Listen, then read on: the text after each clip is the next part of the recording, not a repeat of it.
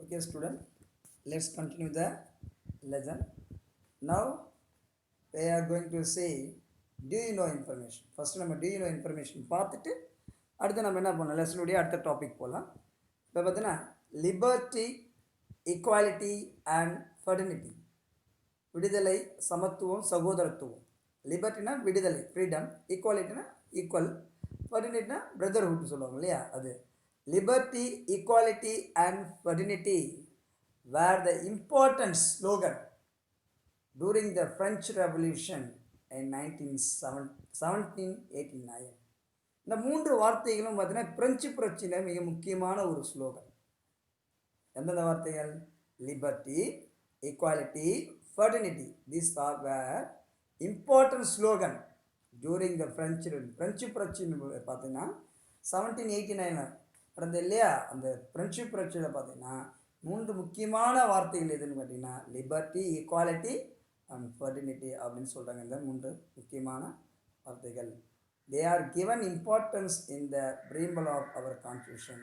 அதை ஏன் நம்ம இப்போ சொல்லணும்னா, இந்திய அரசியலமைப்பு முகப்புரையில் இந்த மூன்று முக்கியமான வார்த்தைகளுக்கு அதிக முக்கியத்துவம் கொடுக்கப்பட்டுள்ளது. எந்த வார்த்தைகளுக்கு? லிபர்ட்டி, ஈக்குவாலிட்டி, ஃபெர்டினிட்டின்னு சொல்லலாம். இந்த மூன்று வார்த்தைகள் இந்திய அரசியலமைப்புடைய ப்ரீம்பிள் அதை பற்றி தெளிவாக சொல்லியிருக்கிறாங்க. அதனால தான் என்ன சொல்கிறாங்க, it's very very important. Okay, it's one of the information. Now important topic citizenship, குடியுரிமை. அதை பற்றி நம்ம பார்க்க போகிறோம். The word citizen is derived from Latin term civics. Citizen என்ற வார்த்தை லத்தீன் மொழியான சிவிக்ஸ் இருந்து வந்தது. The word citizen derived from Latin term civics. It means resident of a city state. And what is the meaning? It means residents of city state. ஒரு இடத்துல வசிக்கிற பகுதி தான் என்ன சொல்கிறாங்க, cities, civics அப்படின்னு சொல்கிறாங்க. The Constitution of India provide for single and uniform citizenship for whole India. இந்திய அரசியலமைப்பு எப்படிப்பட்ட சிட்டிசன்ஷிப் வழங்குது? Single citizenship. நீ இந்தியாவில் எங்கே இருந்தாலும் உனக்கு ஒரே குடியுரிமை தான். பாண்டிச்சேரியில் இருக்கிற பாண்டிச்சேரி சிட்டிசன், தமிழ்நாடு இல்லையா தமிழ்நாடு சிட்டிசன், கேரளாவில் இருக்கிற கேரளா சிட்டிசன். ஒருவேளை நீ அங்கேருந்து இங்கே வரையா அதை கேன்சல் பண்ணிவிட்டு இங்கே வரணும். இப்போ சிங்கிள் சிட்டிசன் தான் இந்தியா அந்த ப்ரொவைட் பண்ணுது. அண்டு யூனிஃபார்ம் சிட்டிசன், எல்லாருக்கும் ஒரே வகையான சிட்டிசன்ஷிப் தான். இந்தியாவில் நீ எங்கே வேணுமாலும் வசிக்கலாம். காஷ்மீர்லேருந்து கன்னியாகுமரி, குஜராத்லேருந்து எங்கே அருணாச்சல் பிரதேசம், சரி எங்கே வேணுமாலும் வசிக்கலாம். சரி, உங்களுக்கு ஒரே ஒரு குடியுரிமை தான் வழங்கும். You have no more one. ஒன்றுக்கு மேலே உங்களுக்கு எந்த இதுவும் வழங்கப்பட மாட்டாது. ஓகே, இந்த இந்தியன் சிட்டிசன்ஷிப் பற்றி ஆர்டிக்கல், இந்திய கான்ஸ்டியூஷன் எந்த ஆர்டிக்கலில் சொல்லியிருக்காங்கன்னா ஆர்டிக்கல் 5 to 11 அண்டர் பார்ட் செகண்டில் ஆர்டிக்கல் 5 to 11 இந்திய சிட்டிசன்ஷிப்பை பற்றி சொல்லியிருப்பாங்க. அதில் தான் நீங்கள் போய் இந்திய அரசமைப்பு எடுத்து ஆர்டிக்கல் 5 to 11 நீங்கள் பார்த்தீங்கன்னா பார்ட் செகண்டில் நீங்கள் இந்தியன் சிட்டிசன் பற்றி நல்லா தெரிஞ்சுக்கலாம். ஸோ ஃபஸ்ட் வேர்ட் சிட்டிசன் எந்த மொழியிலேருந்து பிறந்தது? லத்தீன் வேர்ட்லேருந்து பிறந்தது. அதுக்கு மீனிங் பார்த்தீங்கன்னா resident of city. Sir, Indian constitution எந்த which type of the citizenship provide? Single and uniform citizen. Single and uniform citizenship தான் கொடுக்குறாங்க. அதை பற்றி இந்தியன் சிட்டிசன்ஷிப் பற்றி ஆர்டிகல் 5 to 11 தெளிவாக இதை பற்றி சொல்லியிருப்பாங்க பார்ட் செகண்டில். சார், நெக்ஸ்ட்டு அனதர் டாபிக் பார்த்தீங்கன்னா citizenship act. What is that? Citizenship act, குடியுரிமை சட்டம் பார்த்தீங்கன்னா 1955 தான் வந்தது. The citizenship act of 1955 provide for acquisition and loss of citizenship after the commencement of the constitution. இந்த குடியுரிமை சட்டம் 1955 வந்தவுடனே இது என்ன கொடுக்குதுன்னா, இந்தியாவில் ஒருவர் எப்படிலாம் குடியுரிமை பெறுறது, அதை அக்விஷனை ரிசீவ் பண்ணுறது அல்லது எப்படி இழக்கிறது, லாஸ் ஆஃப் சிட்டிசன்ஷிப், அது எப்போ நடக்குதுன்னா இந்தியன் கான்ஸ்டியூஷன் ஆரம்பித்த உடனே, கமென்ஸ்மெண்ட் ஆரம்பித்த உடனே இதை பற்றி சொல்லியிருப்பாங்க. This act has been amended so for 8 times. இந்த சிட்டிசன்ஷிப் ஆக்ட் பார்த்தீங்கன்னா 8 முறை சேஞ்ச் பண்ணியிருக்கிறாங்க. how many times? 8 times. பார்த்தோன்னா இப்போ நம்ம பிரியம்பில் எத்தனை முறை அமெண்ட்மெண்ட் பண்ணாங்க? only 1 time. But citizenship act 8 times இதை அமெண்ட்மெண்ட். ஸோ இதெல்லாம் டிஃப்ரென்ஸ் தெரிஞ்சிருக்கணும். சிட்டிசன்ஷிப் ஆக்ட்னா எந்த வருஷம்? how many time amendment? 8 times. But preamble எந்த வருஷம்? how many times? அதை பற்றி நீங்கள் தெரிஞ்சிருக்கணும். Next acquisition of citizenship. ஒரு சிட்டிசன்ஷிப் ஒரு குடியுரிமை பெறணும்னா என்னென்ன மெத்தடில் நம்ம பெறணும். நீ வந்து இந்தியாவில் பிறந்துட்ட, you are a born in India, even Tamil Nadu, Kerala, Karnataka or Mumbai, Delhi, Gujarat and வேறவர் எங்கே பிறந்திருந்தாலும் தான் எப்படி ஒரு சிட்டிசன்ஷிப்பை நாம் பெறுதல் அப்படின்னு சொல்லிட்டு பார்த்தீங்கன்னா, first one according to citizenship act. Citizenship ஆக்ட்னா உங்களுக்கு தெரியும் 1955 வந்ததுன்னு சொன்னேன் நான். அது என்ன சொல்கிறேன், எதை கொடுத்துரு 8 times அமெண்ட்மெண்ட் பண்ணாங்க சொல்லியிருப்பேன் already. The citizenship could be acquired through any following method. இங்கே கொடுத்துருங்க ஒரு மெத்தட்ஸு, நியர்லி 4 மெத்தடு கொடுத்துருக்காங்க. 4 மெத்தடு ஆர் 5 செக் பண்ணிடலாம். 5 மெத்தடில் நம்ம என்ன பண்ணலாம், ஒரு இந்தியாவுடைய சிட்டிசன்ஷிப்பை நம்ம பெறலாம். By way of 5 method you can get Indian citizenship. Citizenship rights உரிமையை நீங்கள் பெறலாம். எப்படி பெறலாம்னு கேட்டால், ஃபஸ்ட்டு பை பர்த். எப்படின்னா ஒரு பிறப்பு மூலிமா இந்தியாவில் நீ பிறந்துட்டு இந்திய குடியுரிமை ஆகிடலாம். All person born in India on after January 26, 1950 are treated as citizen by birth.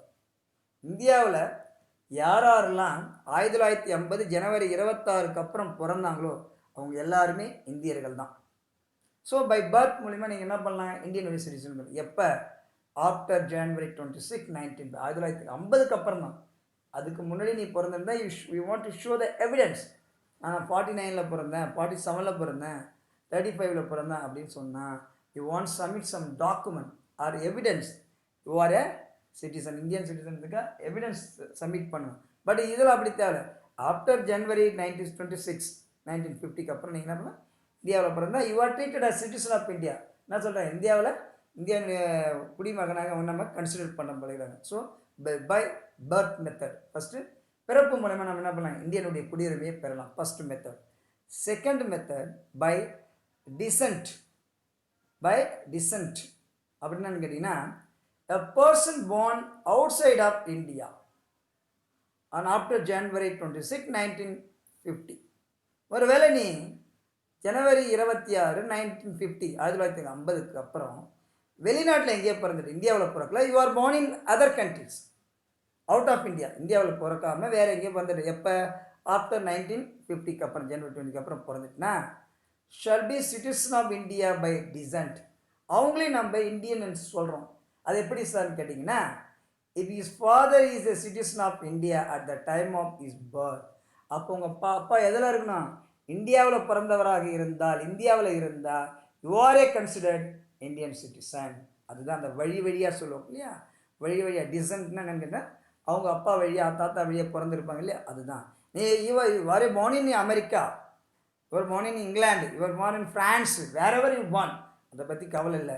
But at the time, அந்த நேரத்தில் உங்கள் அப்பா என்ன இருக்கணும், it is father citizen of India at the time of birth. நீ பிறக்கும்போது உங்கள் அப்பா என்ன இந்தியன் சிட்டிசனாக இருந்தால் you are also treated as a citizen of India. நீ என்ன பண்ணுவாங்க, இந்தியன் அதாவது இந்திய நாட்டினுடைய குடியுரிமை பெற்றவராக கருதப்படுகிறார். ஸோ இந்த மெத்தட்லையும் நம்ம இந்தியாவுடைய சிட்டிசன்ஷிப்பில் ரிசீவ் பண்ணலாம். ஃபஸ்ட்டு வந்து பர்த் நம்ம பிறக்கிறது மூலயமா இந்தியன் சாயில் பிறந்தால் we are treated as a citizen of India. In case you are born in other soil, அப்பயும் நம்ம பண்ணலாம். பட் இப்போ father citizen during the time, அந்த நேரத்தில் உங்கள் அப்பா என்ன இருக்கணும், இந்தியாவில் பிறந்திருக்கணும். நீ பிறக்கும்போது உங்கள் அப்பா ஏதாவது இருக்கணும், இந்தியனுடைய சிட்டிசனாக இருந்திருக்கணும். அது தேர்ட் ஒன் பை ரிஜிஸ்ட்ரேஷன். அந்த மெத்தடில் இந்தியன் சிட்டிசன் ஆகும். அது என்ன சார் ரிஜிஸ்ட்ரேஷன் பார்த்தீங்கன்னா, a person can acquire citizenship of India by registration with the appropriate authority. எப்படி நம்ம பிறந்தவொன்னே என்ன பண்ணுறோம், பர்த் பண்ணுறோம், பர்த் சர்டிஃபிகேட் எடுக்கிறோம், பிறந்து எப்படி பண்ணுறோம், ரிஜிஸ்ட்ரேஷன் பண்ணிடுறோம். ஹாஸ்பிட்டலில் போய்ட்டு இங்கே பிறந்தோன்னு சொல்லிட்டு நம்ம முனிசிபல் ஆஃபீஸ்லேயோ நகராட்சியிலையோ இங்கே என்ன பண்ணுறோம், நம்ம பிறந்ததுக்கான எவிடன்ஸ் எடுத்து போய் காட்டி டாக்டர் சர்டிஃபிகேட்டு இல்லை உன்னுடைய பர்த் சர்டிஃபிகேட் எதாவது எவிடன்ஸ் எதாவது எடுத்து போய் காட்டி என்ன பண்ணிடுற உடனே நீ காட்டி அது பண்ணி என்ன பண்ணிடுற, நீ சர்டிஃபிகேட் வாங்கிடுற. ஸோ அந்த ரிஜிஸ்ட்ரேஷன் மூலியமாகவும் நம்ம எல்லாம் அதில் ஒன்றும் ப்ராப்ளம் இருக்காது. அப்போ so in this way also, in this method also we can get a Indian citizenship. இது மூலிமா கூட இந்தியன் சிட்டிசன்ஷிப்பை நீங்கள் கிடைக்கிறதுக்கு வாய்ப்பு இருக்கிறது. ஸோ ஃபஸ்ட்டு இப்போ பர்த் மூலிமா கிடைக்கலாம், பை டிசெண்டன்ட் மூலியமாகவும் கிடைக்கலாம். தேர்டு பார்த்தீங்கன்னா ரிஜிஸ்ட்ரேஷன், என்னுடைய பர்த் சர்டிஃபிகேட்டு இதுமாரி ஏதாவது அத்தாரிட்டி இருந்தால் பண்ணலாம். Fourth one by naturalisation. By naturalisation அது என்னன்னு கேட்டிங்கன்னா, naturalisation a foreigner can acquire Indian citizen. வெளிநாட்டுக்காரங்க கூட இந்தியனுடைய சிட்டிசன்ஷிப்பை பெறலாம் an application for naturalisation to the government of India. இந்திய அரசாங்கம் என்ன பண்ணணும், விண்ணப்பிக்கணும். இதுமாரி எனக்கு வேணும்னு சொல்லிட்டு நீங்கள் என்ன பண்ணணும், அப்ளை பண்ணணும். அப்ளை பண்ண உடனே கவர்மெண்ட் என்ன பண்ணணும், டிசைட் பண்ணணும். இந்தியன் கவர்மெண்ட்டு இவருக்கு இது தேவையான டாக்குமெண்ட் இருக்குதா, இவர் அப்போ இந்தியன் சிட்டிசனாக கொடுக்கலாமா, இல்லை அந்த நாட்டுடைய சிட்டிசனை கேன்சல் பண்ணிட்டாரா, இப்படிலாம் செக் பண்ணிட்டு தான் என்ன பண்ணுவாங்க, உனக்கு உண்டான இந்தியன் சிட்டிசன்ஷிப் ரைட்டை கொடுப்பாங்க. இது வந்து பை நேச்சுரலைசேஷன் மெத்தடில் சொல்கிறாங்க. ஒரு ஃபாரினர், நீ ஃபாரினருக்கான கூட இந்தியா வரணும்னா நீ அந்த நாட்டை வந்து கேன்சல் பண்ணிவிட்டு இந்திய குடியுரிமை பெறலாம். அப்போ அப்ளிகேஷன் பண்ணணும், இந்தியன் கவர்மெண்ட்டுக்குலாம் அப்ளை பண்ணிவிட்டு அதுக்கு அவங்க ப்ரொசீஜர் ஃபாலோ பண்ணிவிட்டு அதுக்கப்புறம் தான் என்ன பண்ணுவாங்க, நம்மளுக்கு கொடுப்பாங்க.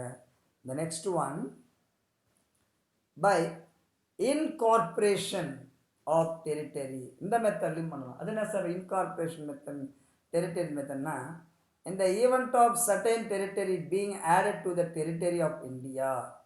சில பகுதிகளெலாம் பார்த்தீங்கன்னா இந்தியாவில் ஆஃப்டர் இண்டிபெண்டன்ஸ்க்கு அப்புறம் பார்த்தீங்கன்னா ஜாயின் பண்ணாதான் இருக்கும், சில யூனியன் பிரதேசம் ஜாயின் பண்ணாதான் இருக்கும்.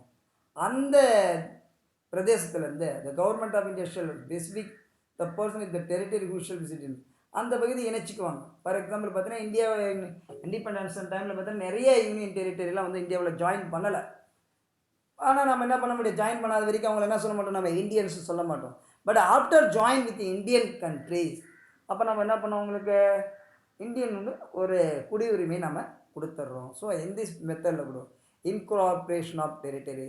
அதாவது யூனியன் பிரதேசங்களை இணைப்பதன் மூலமாக கூட நம்ம என்ன பண்ணலாம், சில பகுதிகளை இணைப்பதன் மூலமாக கூட நம்ம என்ன பண்ணலாம் கேட்டால் நம்மளுடைய குடியுரிமைகளை பெறலாம். இந்த குடியுரிமைகளை நம்ம பெறத்துக்கான வாய்ப்புகள் இருக்கிறது. ஓகேவா? So this is the 5 methods if you want get Indian citizenship. Sir Indian சிட்டிசன்ஷிப்லாம் வாங்கிறீங்க சார், எப்படி சார் நம்ம இந்தியன் சிட்டிசன் நம்ம இருந்தோம் நம்முடைய குடியுரிமை எப்படி இழப்போம்? லாஸ் ஆஃப் சிட்டிசன்ஷிப் பார்த்தீங்கன்னா த citizenship act 1955 prescribes 3 ways of losing citizenship where other under the act prior to under constitution by remission, derivation and deprivation. 3 வகையில் வந்து நம்ம என்ன பண்ணுறோம், நம்மளுடைய குடியுரிமையை இழந்துடுறோம். எப்படி 5 மெத்தடில் நம்ம குடியுரிமையை வாங்குகிறோம், ஆனால் அதேமாரி 3 மெத்தடில் in 3 ways we are losing our Indian citizenship rights. பார்த்தீங்கன்னா first one, it can be voluntarily renounced by the citizen. சில பேர் என்ன பண்ணுவாங்க, நான் வெளிநாட்டுக்கு போகிறேன் அதனால் என்ன பண்ணுவாங்க, தன்னுடைய குடியுரிமை என்ன பண்ணுறேன் வாலண்டரி என்ன பண்ணுவாங்க துறந்துருவாங்க, எனக்கு வேணாம், நான் வந்து வெளிநாட்டை செட்டில் ஆக போகிறேன், எனக்கு இந்திய குடியுரிமை வேணான்னு சொல்லிட்டு அவங்க என்னங்க ரெனவுன்ஸ் பண்ணிவிடுவாங்க, துறந்துருவாங்க, எனக்கு வேணாம்னு சொல்லிட்டு எழுதி கொடுத்து பண்ணுவோம். ஸோ அந்த மெத்தடில் ஒரு இந்தியனுடைய கான்ஸ்டியூஷனை நம்ம ரெனவுன்ஸ் பண்ணலாம். செகண்ட் மெத்தட் பார்த்தீங்கன்னா it can be terminated if a person acquired citizen of some other country. It can be terminated if a person acquire the citizen of some. ஒரு வேளை என்ன பண்ணாங்கன்னா இவன் வந்து வேற ஒரு நாட்டுடைய குடியுரிமை வச்சிருந்தா அதை காரணம் காட்டி அவனை டெர்மினேட் பண்ணிடலாம். இவன் வந்து அந்த நாட்டுடைய பிரஜை, அவனுடைய அந்த நாட்டுடைய இவன் அமெரிக்க நாட்டுடைய குடியுரிமை பெற்றிருக்கான், இங்கிலாந்து நாட்டு குடியுரிமை பெற்றிருக்கான் இப்படின்னு சொல்லிட்டு அவன் என்ன பண்ணிடலாம், அவனுடைய குடியுரிமை நம்ம கேன்சல் பண்ணிடலாம். அந்த டைமில் 2 குடியுரிமை வச்சுருந்தா அவள் தெரிஞ்சு போயிடுச்சுன்னா அதை கேன்சல் பண்ணுறதுக்கு வாய்ப்பு இருக்குது. தேர்ட் மெத்தடு பார்த்திங்கன்னா the central government can deprive a naturalized citizen if they certified that citizen was acquired by fraud, false representation and concealment of material fact or indulgence of trade with the enemy country. If a person has been sentenced to imprisonment of period of 2 years. எப்போ தெரியுமா, இந்திய அரசாங்கம் என்ன பண்ணும், ஒருத்தனுடைய குடியுரிமை எப்போ தெரியுமா பறிக்கும், அவன் ஃப்ராடு அல்லது அவன் வந்து தேவையில்லாத தப்பான தகவல்களை சொல்லியிருக்கிறான் இந்தியா கிட்ட, அதுக்கான பொருட்களை திருடி வந்திருக்கிறான், அதில் எதிரி நாடுகளோட வியாபார தொடர்பு வச்சுருக்கிறான் அப்படின்னு தெரிஞ்சிச்சுன்னா அவனை கைது பண்ணி 2 வருஷம் சிறையில் வைப்பாங்க. ஸோ இன் திஸ் மெத்தடில் தான் என்ன பண்ணுறான், இந்த 3 மெத்தடில் தான் ஒரு இந்திய நாட்டினுடைய பிரஜை என்ன பண்ணக்கூடிய குடியுரிமையை இழந்து விடுகிறான்.